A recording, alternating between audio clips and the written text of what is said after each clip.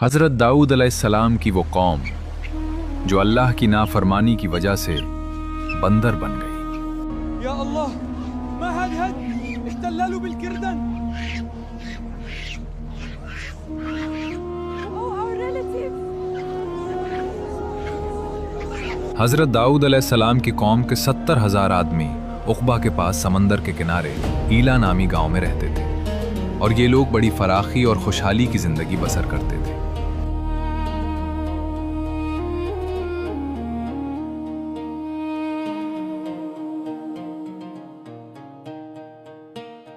अल्लाह ताला ने उन लोगों का इस तरह इम्तहान लिया कि हफ्ता के दिन मछली का शिकार उन लोगों पर हराम फरमा दिया और हफ्ते के बाकी दिनों में शिकार हलाल फरमा दिया। मगर इस तरह उन लोगों को आजमाइश में मुब्तला फरमा दिया कि सनेचर के दिन बेशुमार मछलियां आती थीं और दूसरे दिनों में नहीं आती थीं। तो शैतान ने उन लोगों को यह हीला बता दिया कि समंदर से कुछ नालियां निकालकर खुश्की में चंद हौज बना लो, और जब सनेचर के दिन उन नालियों के जरिया मछलियां हौज में आ जाएं तो नालियों का मुंह बंद कर दो और उस दिन शिकार न करो, बल्कि दूसरे दिन आसानी के साथ उन मछलियों को पकड़ लो। This is the Sabbath. You must stop this immediately. We must feed our families. The sea provides.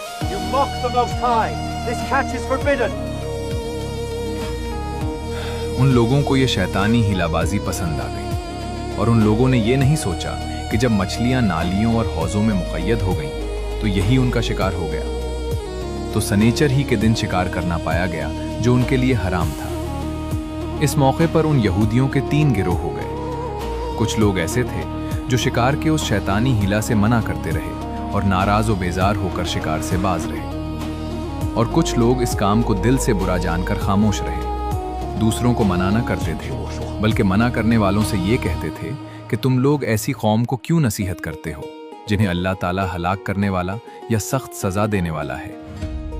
और कुछ वो सरकश और नाफरमान लोग थे जिन्होंने हुक्म खुदाबंदी की एलानिया मुखालिफत की और शैतान की हिलाबाजी को मानकर सनेचर के दिन शिकार कर लिया और उन मछलियों को खाया और बेचा भी। जब नाफरमानों ने मना करने के बावजूद शिकार कर लिया तो मना करने वाली जमात ने कहा कि अब हम इन मासियतकारों से कोई मेल मिलाप न रखेंगे। चुनाचे उन लोगों ने गांव को तकसीम करके दरमियान में एक दीवार बना ली और आमद और रफ्त का एक अलग दरवाज़ा भी बना लिया।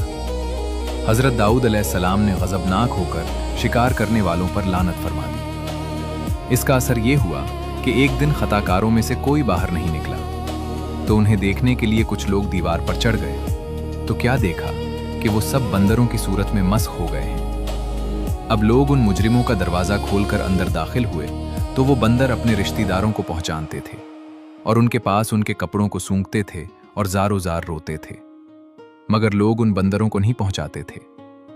उन बंदर बन जाने वालों की तादाद 12,000 थी। ये सब 3 दिन जिंदा रहे और इस दरमियान में कुछ भी खा पी न से, यूं ही भूखे प्यासे हलाक हो गए। शिकार से मना करने वाला गिरोह हलाकत से महफूज रहा।